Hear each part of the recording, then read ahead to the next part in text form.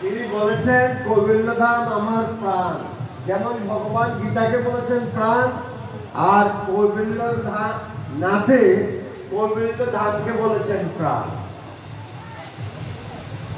আমি চিরকাল কৌবিল্য ধামে বাস করব, কৌবিল্য ধাম ছেড়ে আমি কোথাও যাব না। এই পৃথিবীতে বহু তীর্থস্থান আমি ঘুরেছি, কিন্তু কৌবিল্য ধামের মতো এমন শ্রেষ্ঠ পবিত্র তীর্থস্থান আমি পাইনি। এই ধামে সকল দেব দেবীর বাস। এই ধামটা ঠাকুর নিজে সৃষ্টি করেছেন। তিনি কখনো কোনো মন্দিরে থাকেননি, মন্দির পছন্দ করতেন না, কিন্তু কৌবিল্য ধাম তিনি নিজে সৃষ্টি করলেন। কেন?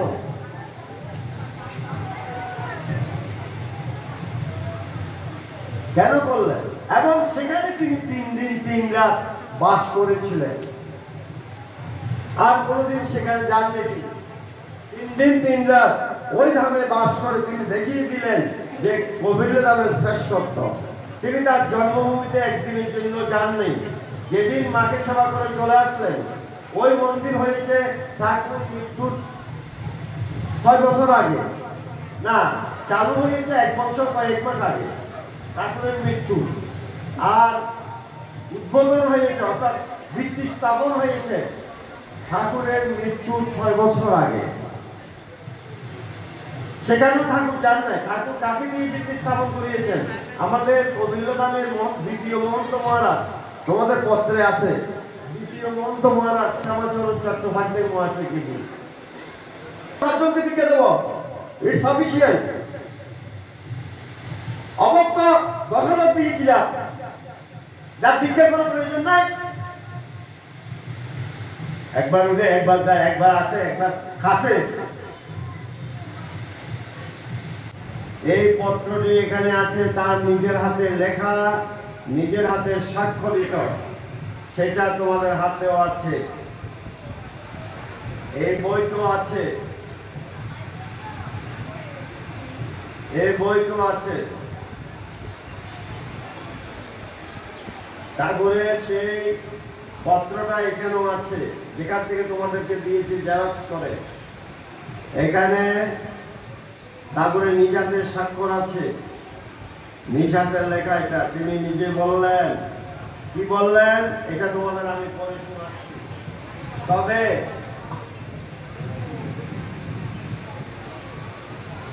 বাড়িতে গিয়ে ভালো করে পড়বে, এখানে পড়তে হবে না, শুধু আমি তোমাদের শোনাচ্ছি।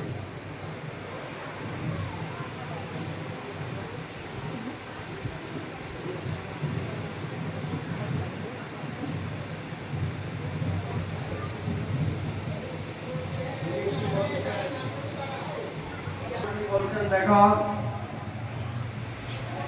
এই কৌবিল্যনাথের এই পত্রটা যাতে কোনো কারো পায়ে না লাগে, কোথাও অসুচি জায়গায় পড়ে না যায়, খেয়াল রাখবেন।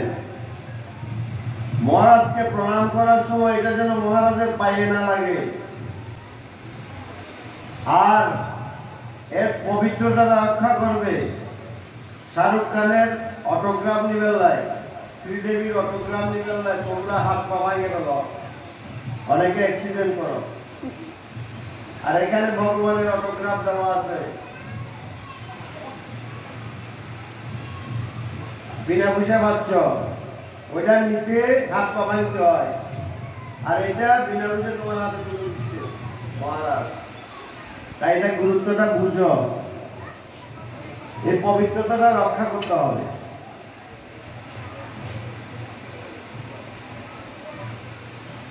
এই কৌবিল্যনাথের যিনি মহন্ত আছেন, তাহার প্রতি কৌবিল্যনাথের সেবার রীতিনীতির ব্যবস্থার ভার দেওয়া হয়েছে। পৃথিবীতে কৌবিল্যনাথের সেবা রীতিনীতির সব ব্যবস্থা দিয়েছেন একজনের হাতে।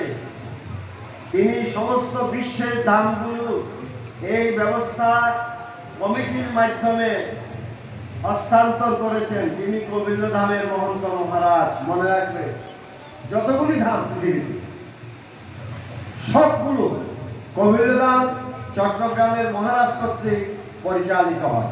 যখন যিনি থাকেন, আমার পরে যিনি থাকবেন, আসবেন, তারপরে তিনি আসবেন, আমার আরো 6 জন ছিল। সংসারে সমগ্র সেবার কাজটি চলে।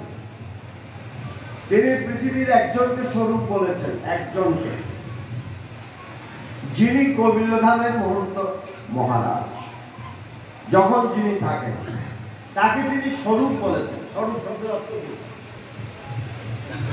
একই রূপ, অনুরূপ, প্রতিরূপ।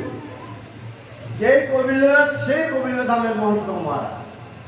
বারবার বলেছেন প্রথম খণ্ডের 84 নম্বর পত্রে, সত্য বই বল নাই, ত্যাগ বই ধর্ম নাই, গুরু বাক্য বই বেদ নাই, গুরু বাক্য পালন বই কর্ম নাই, গুরুর দয়াভিন্ন ধন নাই, মুক্তিও নাই। ঠাকুর বারবার বলেছেন তার দ্বিতীয় খণ্ডের, বেদবাণীর দ্বিতীয় খণ্ডের 109 নম্বর পত্রে, 109 নম্বর পত্রে তিনি বলেছেন, গুরু বাক্য ধরে থাকাই ধর্ম, ইহাই হরিনাম, ইহাই সত্যনারায়ণ সেবা, ইহাই নিষ্কাম উপাসনা। গুরু বাক্যকে লঙ্ঘন করা নয়, মিথ্যাচার করা নয়। গুরু বাক্য সম্বন্ধে গুরু বাক্য ধরে থাকাই ধর্ম। আর এই গুরু বাক্য যদি লঙ্ঘন করলে তুমি ধর্ম হারালে। তাই গুরু বাক্যের মাত্র 3টা কথা, যেটা আমাদের মানা এমন কষ্টকর নয়। 2টা বলা হয়েছে, এই 2টা কি খুব কষ্টকর মনে হয়েছে নাকি? আর তৃতীয় ঠিক একই রকম সহজ। তৃতীয় কথা কি? কোনো তোমার কর্মের মাঝে তুমি সেটা পালন করতে পারো।